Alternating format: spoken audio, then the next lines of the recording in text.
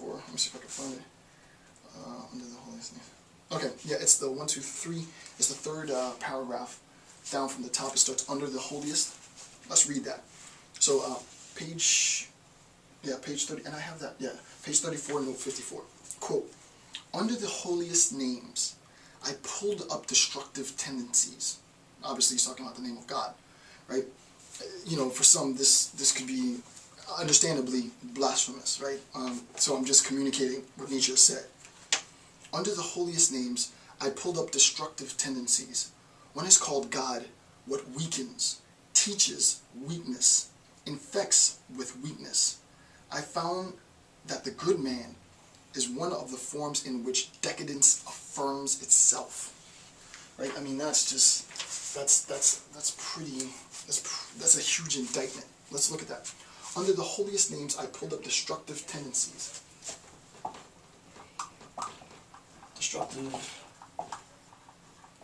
Destructive tendencies. And what are these destructive tendencies?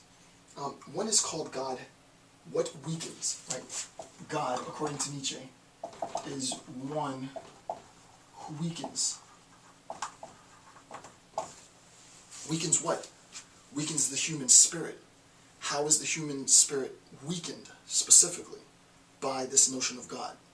God becomes the apex. We saw this before. He uses the term apex. The apex of our moral imperatives, of our ought, of our highest values. God becomes that. And then the system of God and all of what Nietzsche identifies as the contradictions associated with this concept collapses in on itself, which leaves believers, former believers, nihilistic. Then everything is devoid, everything is robbed of meaning, so that it weakens the belief because I used to believe in the greatest being, and then the greatest being failed me, and now this progression into nihilism forms, right? So he says God becomes that which weakens, teaches weakness. The example that we gave in the last series was the idea that wrath is wrong, that revenge is wrong, that resistance is wrong, right?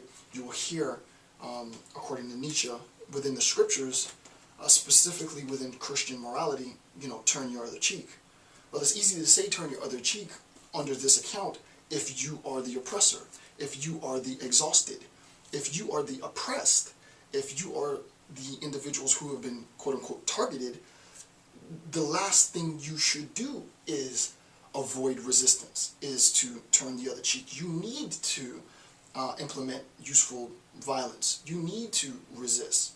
You need to quote-unquote fight the power, because it is an inherently biological preservation that's necessary. Anything otherwise, as Nietzsche says, becomes anti-biological, right? So that there's a teaching of weakness.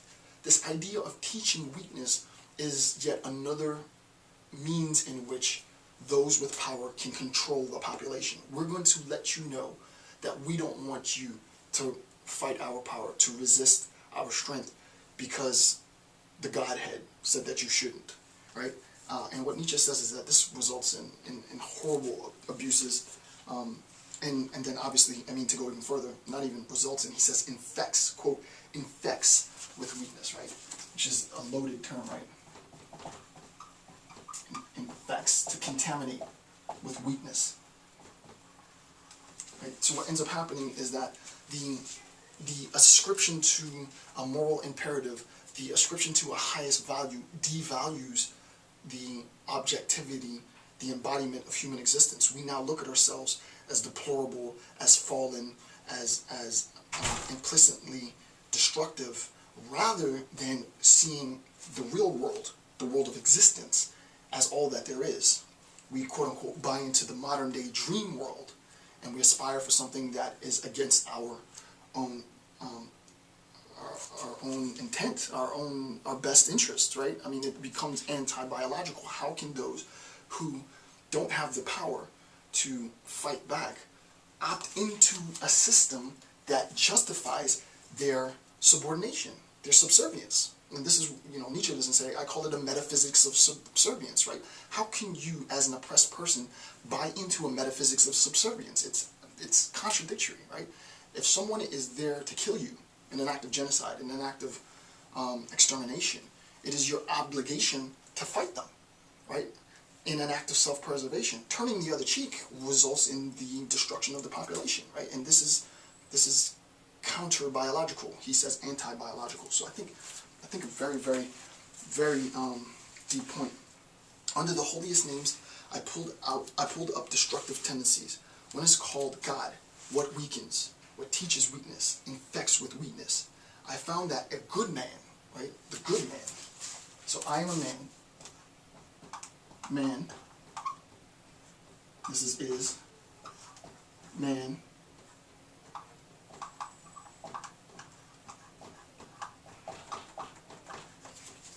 the good man,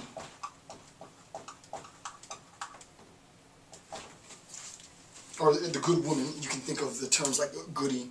I think during the Salem witch trials, you know, you had sort of Goody Smith, Goody Jane, so on, the goodies. I found that the good man is one of the forms in which decadence affirms itself, right? We see how this happens. This becomes the ideal, right? Decadence affirms itself. Decadence affirms itself in the concept of the good man. Again, it's a pacification. Stay in your place. Do what you're told. Be a good boy, right? In the African American community, the Sambo, the minstrel, we know too well what this means. Just be a good boy. Just stay in your place. Just be quiet, right? Don't start too much trouble. Don't cause a ruckus, you know. And what does a good boy do? The good boy, as a grown man, sits there and does what he's told, right?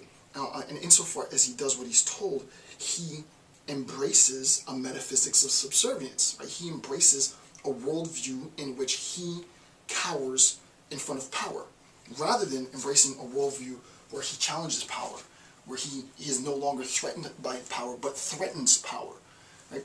It's really a conceptual, ideological shift that has to happen. And, you know, I can sit here and lecture for hours, but watching these lectures is sort of just, you know, a thing that you do because you want to get a little bit smarter, pass the test. That'll help, right? And I do want that to be one of the consequences of you doing this. But more importantly, the reason why I've done Pedagogy of the Oppressed, the reason why I've done Revolt of the Masses, the reason why I'm doing Nietzsche's Will to Power is to show you all of us, that it has to trigger. It happened in me, and the question is, when will it happen in you? When will you understand that, hey, I'm Bob, white guy in the middle of America, but yeah, this pertains to me. There are constructs of domination set to control me, right? I'm not in a privileged class because I'm a middle. They know the you know, sort of average white guy now understands this, right? That no, I really, especially with globalization, right? It's up to all of us as people, not just black, white, oppressed women, everybody, to recognize that there are structures willfully designed to maintain or increase systems of domination. And this takes the form in exhausted judgments that are placed to control the population. I mean, for me, this is as deep as it gets. Next point. When it's come to mistrust any meaning in suffering, indeed in existence, implications, existence is suffering. I'll say that again. One has come to mistrust any meaning in suffering, indeed in existence. So what the implication is that the real world is a world of suffering, right? The modern worldview is a worldview devoid of suffering, right? They want to sell you a world of kumbaya and happy lily leaves and peaceful bliss and harmony for all. And if you buy into that, you buy into a system of domination. Because while you're buying into that system, others are architects of the system, and I don't mean this in a boogeyman sense, but architects of a system of domination, immediately recognize that you're not going to pose any threat at all. So insofar as you don't pose any threat at all, well, you know, this is great. Let's get the plan going. Let's get the system unfolding, right? One interpretation has, and this is all Nietzsche, direct quote, and it's amazing how much this applies.